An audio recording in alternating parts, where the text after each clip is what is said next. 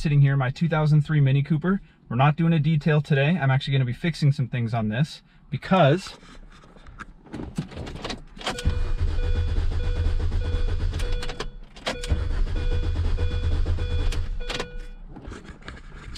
I'm pretty sure the fuel pump has died on me. It's a really common issue with these, and I've been suspecting it was going bad for a while now, and then one day it just wouldn't fire up. So I'm going to be replacing that. I'm also going to do plugs, wires, and the ignition coil because I've put about 50,000 miles on this car, so I'm probably long overdue because I've never done them since I've owned it. So I decided to just get those. The parts were all pretty cheap. It's pretty easy to work on. I should say that I am a professional detailer. I am not a professional mechanic. So I like fixing my own cars. I like saving the money, but I'm not a professional. So take everything that you hear me say or watch me do with a grain of salt. It's my way of doing things. It's probably not the right way of doing things. I just like to get it done in the way that I can and the way I know how. So anyway, I'm gonna go ahead and get started on this. So forgive all the traffic noise. I'm doing this literally in the parking lot of my apartment next to my truck because the car doesn't move and I don't have a trailer or really anywhere to take it anyway, and I can pretty easily do it all here. So like I said, it's not a detail, but maybe this thing's ready to be detailed next. The 4Runner looks so good and now this one is so ugly. But first thing we're gonna do is get the battery disconnected, and then there's actually a Schrader valve on the end of the fuel rail that I can use to let the pressure off the fuel system so it doesn't spray everywhere inside the car when I go to pull the fuel pump out. All right, so first things first, we gotta get to the battery. That's just under this cover right here. Pull that off nice and easy. Loosen up your, doesn't take much. Pull the negative battery cable off, and then we can put this back on or move it, doesn't really matter. And now that Schrader valve, from what I understand, should be right under this cover here. And if you have a Mini Cooper S, you can still get to this or you cannot, but I believe it's under the intercooler because your car is supercharged. You're going to pull the Schrader valve cap, press it just like you're draining a tire. Not a lot of gas came out, just a small little stream, but that just let the pressure off the fuel system, so when I go to pull the fuel pump out, it's not going to spray all over the inside of my car because the fuel system sits underneath the back seats.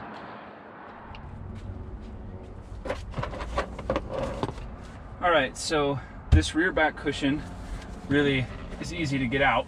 You just pop it up and pull it out. Piece of cake, that's out of my way.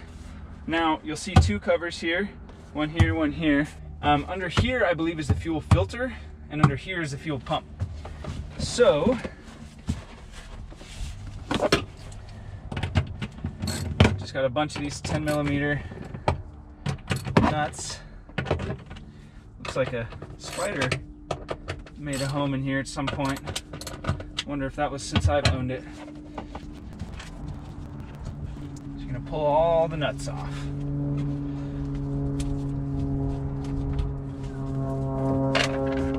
And then this cover might be kind of stuck.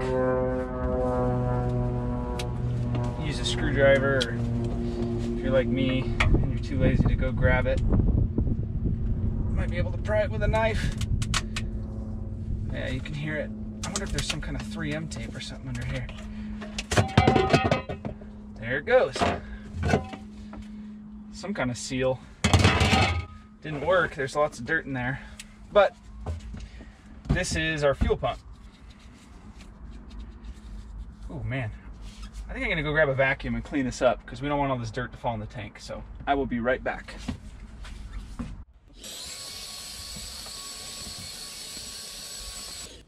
Okay, so that worked kind of. That's okay. Let me next, I think I brought some out here with me. Yeah, got some trash bags. They're just what I had in my kitchen, but just in an effort to hopefully prevent gas getting anywhere I don't want it. I also have some old throwaway towels. I'm gonna put, I think, one on the floor underneath this garbage bag. Guys, getting gas spilled in your car really sucks. I don't know if that's ever happened to you, but it is not a fun one. Okay, that seems pretty safe. So the next thing I'm gonna need, I've got my screwdriver. I need a hammer. This whole thing kind of screws it in here. I also need to unplug this. Let's see, it should kind of slide as it pulls up, but it's not really wanting to. There we go. See, this thing kind of, as you push it, it kind of has this shape to it, to where it slides it up. It's kind of hard to explain, but now that that's out of the way, I might vacuum a little more actually. And I might be doing that a couple more times. Let me grab the hammer. So I have never done a fuel pump on this. I did do the fuel filter once. And that, I did the same thing. So hopefully this works.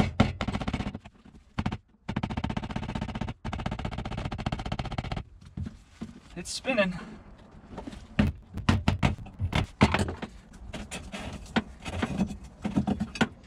All right, there it is.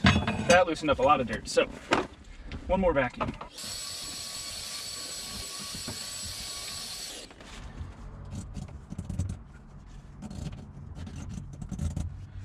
All right.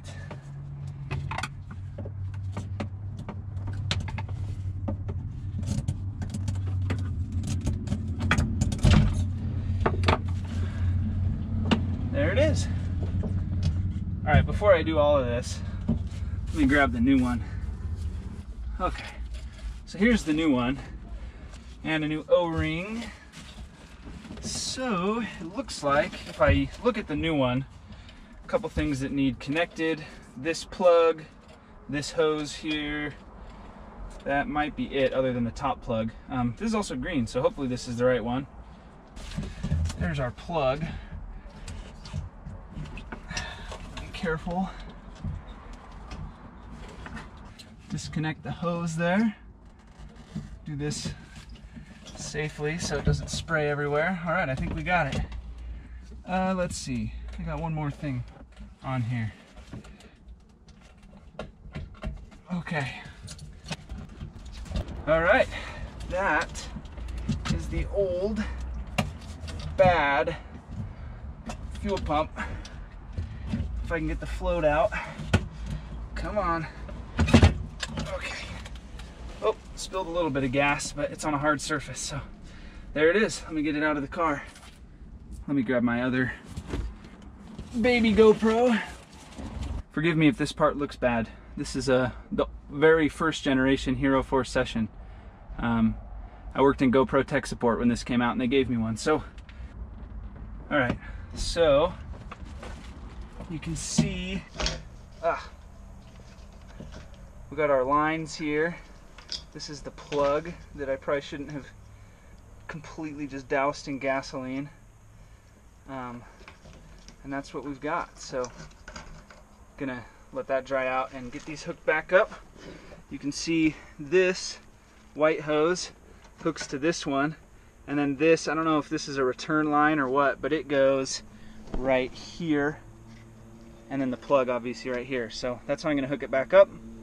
You'll have the bird's eye view for that, and we'll go from there. Okay, so there's a little notch on here. It goes in this spot right here. So I need to get the float in first and kind of shimmy this guy in there. Get that hose popped into place, and then pop the protective cap off of this hose. Squish it in there. Feels like it's sealed okay. And last thing, plug in the wire. And then I want to make sure this O-ring gets seated correctly so as to not break open and let a bunch of dirt and stuff into the fuel tank. All right, and there it is. Plopped it in, nice and snug.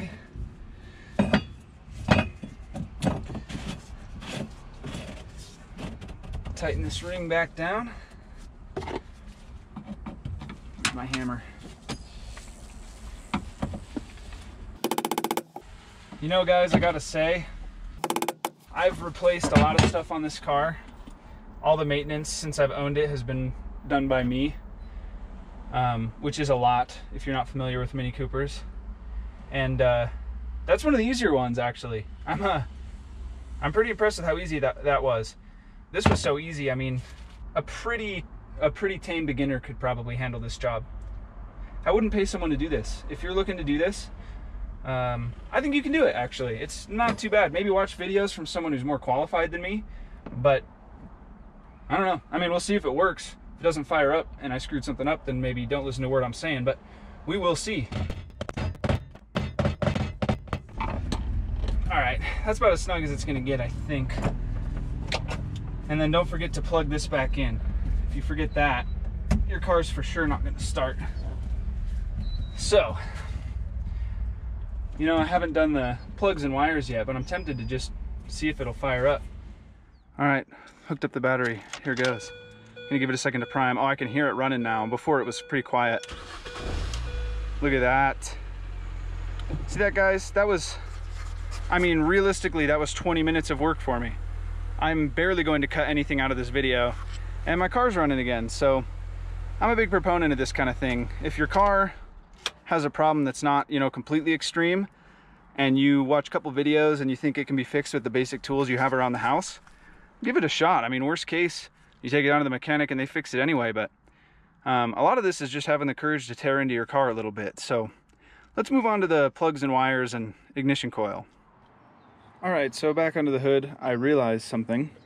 My coil pack that I got is a little bit different than these ones, or than the OEM one, in that it has these little metal, I don't even know what you'd call them, these shims in here. And I did see this on the reviews, and it crossed my mind and I had forgotten. And then when I got it out, I was like, oh yeah, this is a little different than that. So I'm gonna replace this later once I have time to drill these out.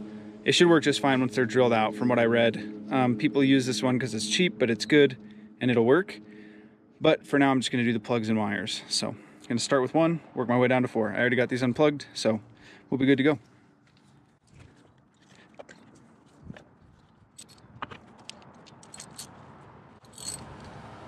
I had to double up my extensions.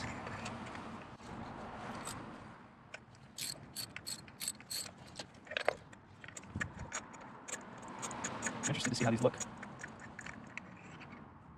Quite good.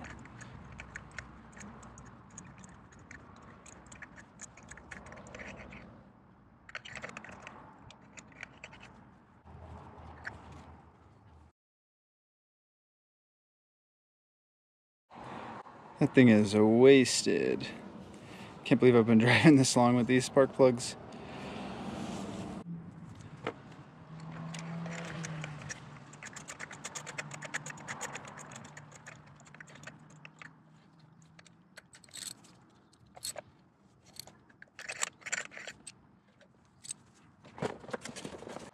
One.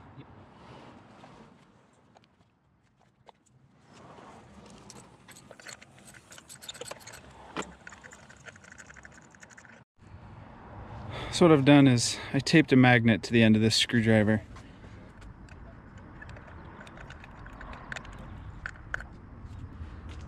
There it goes.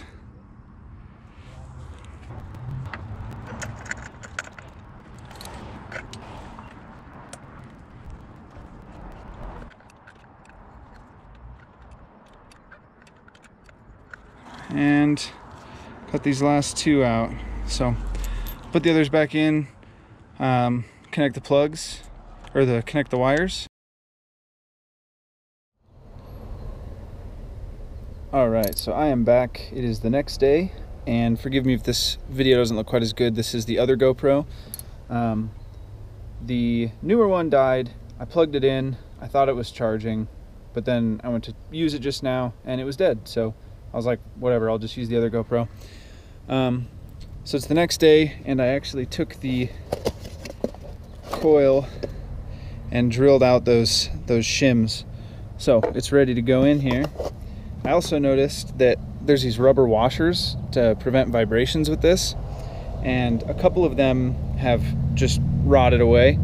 So I got myself a handful of washers and O-rings to kind of make my own little rubber vibration reducing shims. I don't know if they'll work, but it's better than having nothing there, is my assumption. So anyway, let's get this out of here.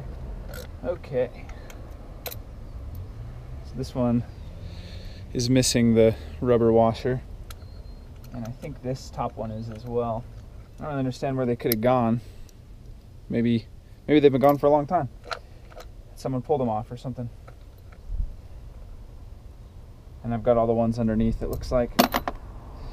So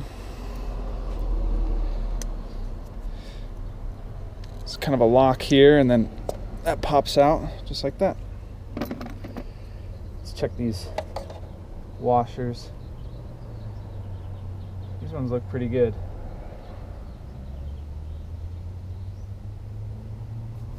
Kind of weird that those are missing. Okay, so let's plug in the new one.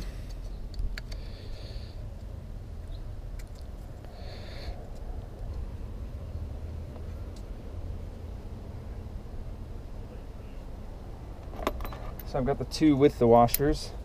Now, I need to decide how I want to stack these. These are not long enough, you need the washers. So, I'll probably go metal, O-ring, O-ring, metal, and then an O-ring so it's rubbered, touching the actual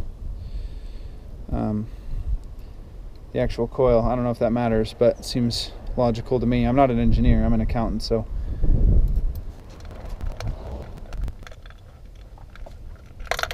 Hey, whew! My life just flashed before my eyes.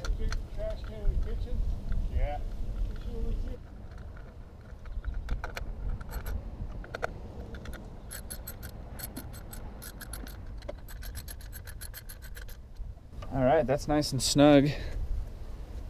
The O-rings are spitting out the side just a little because they're stacked one on top of the other, but I think that they're gonna at least somewhat have the desired effect. So now all that's left is just plug in my spark plugs. I did that. Oh, that's 4. This is 3. This is 4. All right. You can see it has a little bit of ability to move there. Let me make sure these are all snug. Yep, snug, snug, snug. That one needed just a tiny bit more. All right, that's all there is to it. So let's fire this thing up and take it for a drive. All right, I have no idea how this is gonna sound with the camera. It's behind me, but let's try it. Fire this thing up. Started immediately, and one of the big problems it had was the AC compressor would kind of bog the engine down, and towards the end of the life of that fuel pump it would sometimes bog it down so much that the engine would stall. So I'm going to drive it with the AC compressor on, and if I'm stopped we'll see how bad it bogs down.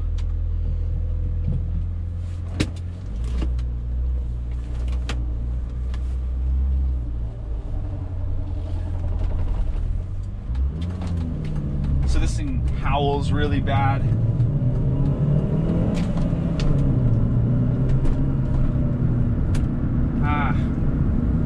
Nothing like touching the red line when your car's not fully warmed up.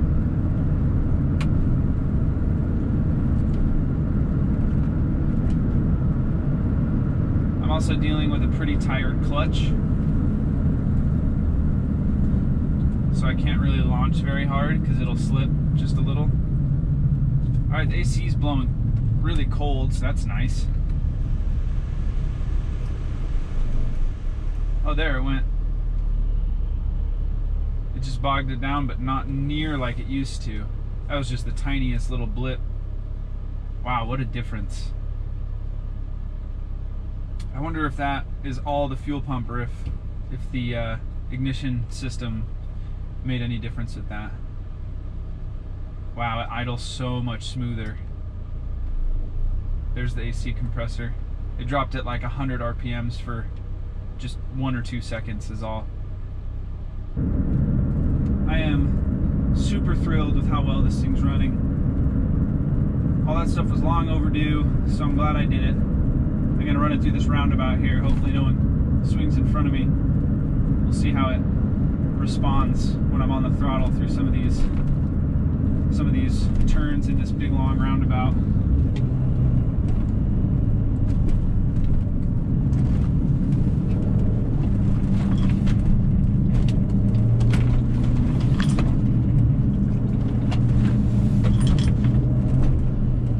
Yeah, I mean, that throttle response is undoubtedly improved from before. So anyway, guys, thanks for watching this video. Hopefully you learned something useful from it or enjoyed it. And if you did, go ahead and smash the like button and subscribe. And I'll see you guys in the next one. Thanks.